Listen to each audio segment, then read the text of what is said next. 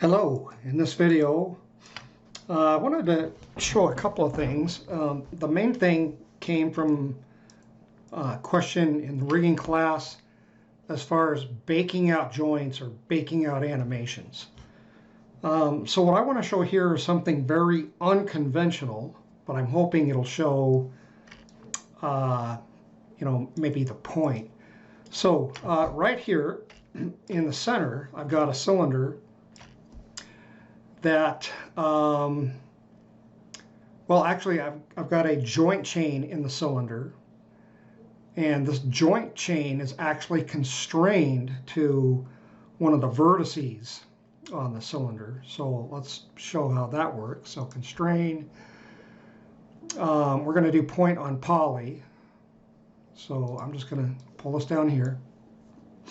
So if I were to grab the vertices on this polygonal cylinder and move it, you can see that the joint is moving with those. So it's just a point constraint, so it's not rotating with them, but it is following them. Same thing down here. If we were to grab these vertices, you can see that that joint is constrained to a vertice via the point on poly constraint. Now the point on poly constraint, it's a little goofy to use. So for instance, I'm going to go over here to this example. Now I'm going to move this, and we can see that there's no constraint there as far as the joint is concerned. So what I'm going to do is I am going to constrain this joint to this vertice with offset.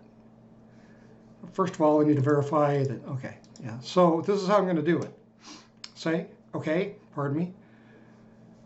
So I'm going to select this one vertice,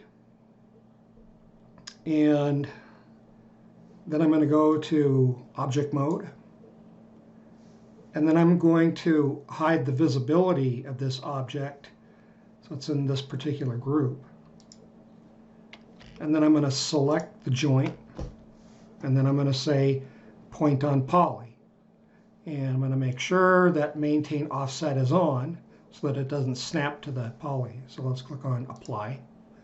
And that didn't work right, so let's try it again.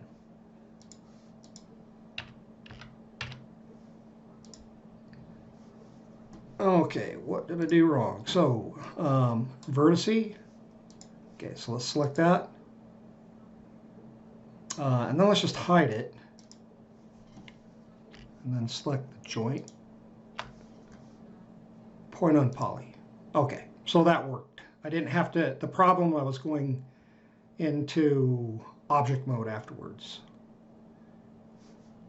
Now if I bring it back in, you can see here's this vertice, and if we select the joint, we can see, well, if we select the joint, we can see that it's got a constraint on it. If we grab just that vertice and move it, you can see that the joint's going to follow it. Okay. Again, now this is something that's highly irregular. I just thought it would be fun to kind of show this whole notion of baking things out. So here, the joints, again, if we select them, the light blue means that they are constrained. Now I'm going to get rid of this cylinder that they are that the joints are constrained to. I'm going to turn the visibility off rather. Now I've got another cylinder here, this blue one, the bind one. And so what's going on with this cylinder is that this cylinder is bound to these joints, okay? So the bind cylinder is bound to these joints, and the deform cylinder, which is on the outside, the joints are constrained to points.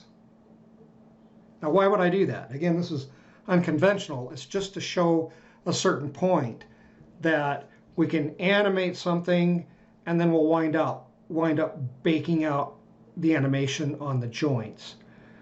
Now, what we typically do is we control joints with wire controllers and IK and like maybe an IK system. But you can also control joints or objects with all sorts of different deformers. So if we go to animation, deform, there are an awful lot of deformers that you can do in Maya. And if we go to effects, there's even that many more. There's cloth, hair, bifrost. I mean, there's particles. There's just so many ways that you can deform objects in Maya. Back to animation now. So one of those deformers, it's really simple. It's just a sine wave controller that'll put your objects into make the object conform to a sine wave. Okay, so let's take this deform object. I'm going to hide the bound cylinder, take the deform object, and I'm going to put the nonlinear sine wave on it. Okay, now that comes up as this sine wave handle right here. Now if I move it around, nothing's really happening. That's because I haven't set any parameters on it. So if I come in to the input on the sine handle, just click there, I've got the attributes that are set up. So for instance, there's no amplitude, so let's click here with the middle mouse button here. Let's give it some amplitude. Okay, we can give it some wavelength. We can give it an offset. We could also come into the handle and just take the handle and move it up and down. Okay, so that's kind of cool. I think I'm just going to do that. So I'm going to take this handle and I'm going to come to frame 1 and I'm going to keyframe it with S, and then I'll go to frame 10 and let's just move up. Let's key that. I've got auto key on. Let's go to 20, move it up some more, 30, some more, get the idea, 50, and let's come up some more.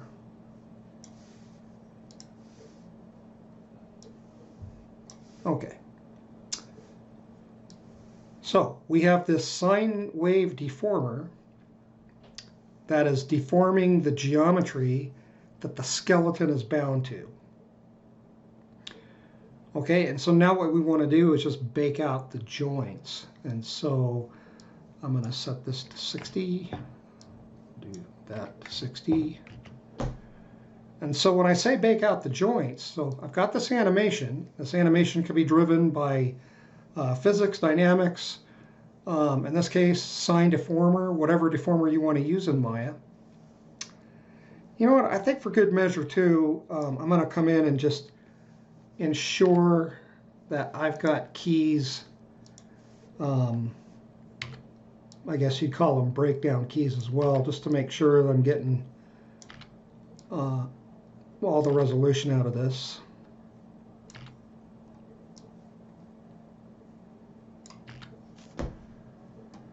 Okay, whoops. So here's the animation.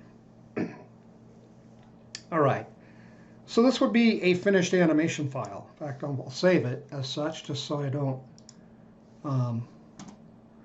mess things up.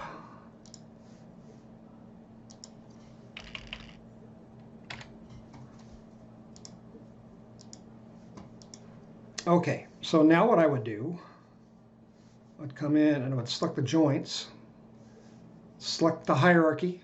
So I've got all the joints selected. And now what I'm going to do is come to edit, pardon me, I'm going to go to key. I'm going to go down to bake simulation, option box, and I'm going to, the range will be the time slider, and then just say alt keyable. Okay, so now I'm going to bake the animation. So notice there are no keyframes on the skeleton. It's just being driven by this piece of geometry. So let's bake it.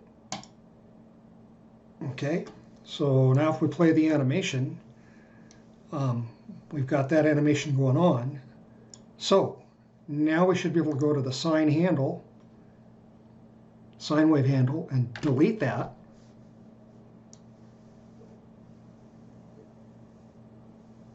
And we harnessed the animation from that onto the joints. Okay, and so we no longer need this. So let's turn that off, and then let's turn this on. And so now we have that animation hooked up to our joints. And so if we were to export this into a game engine, it would animate. Each one of these joints has animations on them.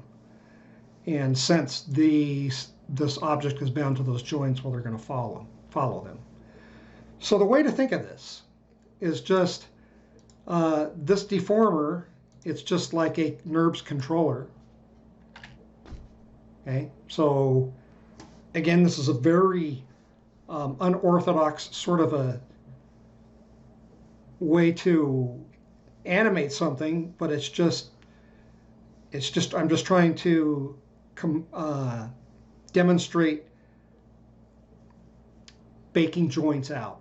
And in this case, the animation on the joints was done with a crazy deformer that you use in Maya that's not going to work in Unreal or any other game engine. So that's what we mean by baking out joints. And it'd be the same thing if we had a controller, like an IK controller, and if we're moving it, rotating it, it's going to be moving the joints. Then we bake out the keys on the joints, just like we did here, and then we would delete the controllers, which just leaves you with just the joints and the target geometry. So I hope that was fun. I had fun doing it. In class, I just didn't get the point on poly, constrained to point on poly. I just didn't get the exact sequence right. So you stay in vertex mode after you select the poly, and in order to avoid confusion with any other vertices, hid the object and then selected the joint to apply the constraint. So have fun. Talk to you later.